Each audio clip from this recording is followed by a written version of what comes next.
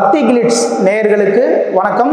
இந்த 2025 ஒவ்வொரு ராசிக்கும், அதாவது மேச ராசியிலிருந்து மீன ராசி வரைக்கும் இருக்கக்கூடிய 12 ராசிகளுக்கான வருட பலன்களை இந்த பதிவில் பார்க்கலாம். துலாம் ராசிக்கு அதிபதியாக இருக்கக்கூடிய சுக்கிர பகவான் இந்த வருட ஆரம்பத்தில் உங்களுடைய ராசிக்கு 5ஆம் இடத்துல சஞ்சாரம் பண்ண போகிறாருங்க. 5ஆம் இடத்துல பார்த்தீங்கன்னா ராசிக்கு 5ஆம் அதிபதி இருக்கக்கூடிய சனி பகவான் 5ஆம் இடத்தில் ஆட்சி பலம் பெற்று சஞ்சாரம் பண்ணிட்டு இருக்கார். அப்போ பூர்வீகம் சம்பந்தமான நல்ல நல்ல விஷயங்கள் எல்லாமே உங்களுக்கு நடக்க போகுது, நல்ல விஷயங்கள் எல்லாமே கிடைக்க போகுது. அதே இடத்துல தான் பார்த்தீங்கன்னா சுக்கிர பகவான் போய் சேரப்போகின்றார். பூர்வீகம் சம்பந்தமான விஷயத்தில் ரொம்ப முனைப்பாக இருப்பீங்க இந்த டயத்தில் துலாம் ராசிக்காரங்க. இந்த வருடத்தில் பார்த்தீங்கன்னா குரு பகவான் உங்களுடைய ராசிக்கு 8ஆம் இடத்துல சஞ்சாரம் பண்ணிட்டு இருக்காருங்க. 8ஆம் இடத்துல வக்ரகதி பெற்று சஞ்சாரம் பண்ணிட்டு இருக்கார். அப்போது 8ஆம் இடத்தில் வக்ரகதி பெற்று சஞ்சாரம் பண்ணி கொண்டிருக்கிற குரு பகவான் தை மாதம் 22ஆம் தேதிக்கு பிறகு வக்ர நிவர்த்தி அடைகின்றார். அப்போ 8ஆம் இடத்தில் இருக்கக்கூடிய பிரச்சனைகள், தொல்லைகள் இது எல்லாமே குறையறதுக்கான வாய்ப்புகள் இருக்கின்றது. புரியுதுங்களா? எதிர்பாராத கோர்ட்டு கேஸு, பிரச்சனை, வம்பு, வழக்கு இதெல்லாம் இருந்தது இல்லைங்களா, இது எல்லாமே தீர்ந்துடும். எல்லாமே நல்லபடியாக எல்லாமே நல்லபடியாக நடக்க ஆரம்பிக்கும். அவருடைய 5ஆம் பார்வை உங்களுடைய ராசிக்கு விரேசாரமான 12ஆம் இடத்துல பதியுது.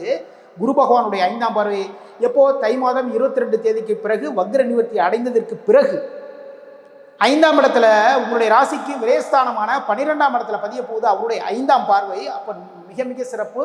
பயணங்கள் மூலமாக நல்ல விஷயங்கள், பிசினஸ் சம்பந்தமான பயணங்கள், பிசினஸ் சம்பந்தமான முதலீடுகள் தாராளமாக பண்ணுங்க தை மாதத்திற்கு பிறகு. ஓகேங்களா? தை பிறந்தால் வழி பிறக்கும், கரெக்டு தான்.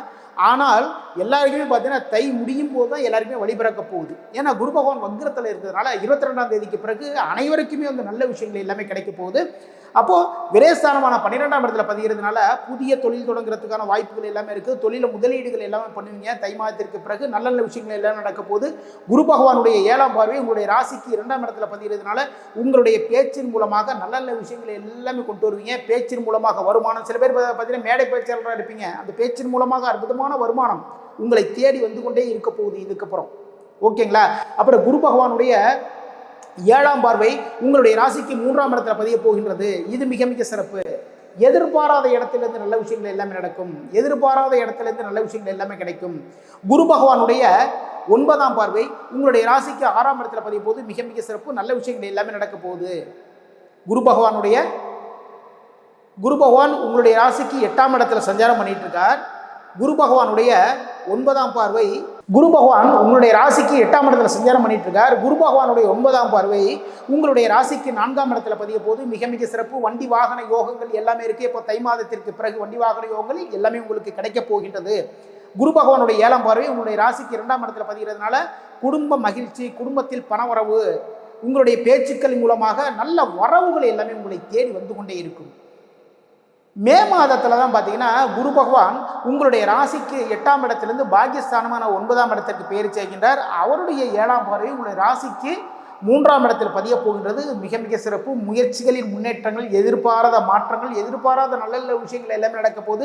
குரு பகவானுடைய 5ஆம் பார்வை உங்களுடைய ராசி மீது விழுவதனால நல்ல விஷயங்கள் எல்லாமே நடக்க போகுது. எப்போ? மே மாதத்திற்கு பிறகு. சரிங்களா? மே மாதத்தில் ஆரம்பத்தில் வச்சுக்கோங்களேன். மே மாதத்திலேருந்து ஆரம்பிச்சிருவார். ஏன்னா குரு பயிற்சிக்கு அப்புறம். ஆனால் அதற்கு முன்பாக ஏப்ரல் இறுதியில் ராகு கேது பயிற்சி இருக்குங்க. அப்போ ராகு உங்களுடைய ராசிக்கு 6ஆம் இடத்துல சஞ்சாரம் படித்த ராகு இப்போ பார்த்தீங்கன்னா 5ஆம் இடத்துக்கு வரப்போகிறார். அதே 5ஆம் இடத்துல உங்கள் ராசிக்கு 5ஆம் அதிபதி இருக்கக்கூடிய சனி பகவான் ஆட்சி பலம் பெற்று சஞ்சாரம் பண்ணுறாரு. அங்கே ராகு சனி சேர்க்கை 5ஆம் இடத்தில். அப்போ பூர்வீகம் சம்பந்தமான பிரச்சனைகள், வம்பு வழக்கில் எல்லாமே இருந்ததுன்னா அது எல்லாமே கொஞ்சம் பெருசாக எக்ஸ்டன் ஆக போகுது. கவனமாக பார்த்துருவாங்க. நீங்கள் உங்களுடைய சகோதரர்களுக்கு உங்களால் முடிந்த உதவியில் எல்லாமே பண்ணுங்கள். நல்ல விஷயமா எல்லாமே மாறும்.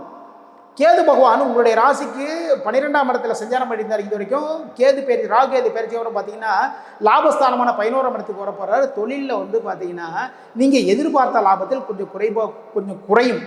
சரிங்களா? ஒரு 10 லட்ச ரூபா லாபம் எதிர்பார்த்தோன்னு வச்சுக்கோங்களேன். பார்த்தீங்கன்னா அதில் 6 லட்ச ரூபா சேரும். அப்போது பெரிய அளவுக்கு லாபத்தை எதிர்பார்க்காதீர்கள் துலாம் ராசிக்காரங்க. எதிர்பார்ப்பு இல்லை அப்படின்னா, எதிர்பார்ப்பு இல்லைன்னா எல்லாமே சந்தோஷமாக மாறிவிடும். சரிங்களா? குரு பகவான் மே மாதத்தில் பயிற்சியாகின்றார். மே மாதத்துக்கு பிறகு பார்த்தீங்கன்னா துலாம் ராசிக்காரர்களுக்கு அனைத்து விதங்களும் நல்ல விஷயங்கள் எல்லாமே நடக்க போகுது. இதுவரைக்கும் துலாம் ராசிக்கான 2025 வருடத்திற்கான ஆண்டு பலன் பார்த்தோம். மீண்டும் சந்திப்போம்.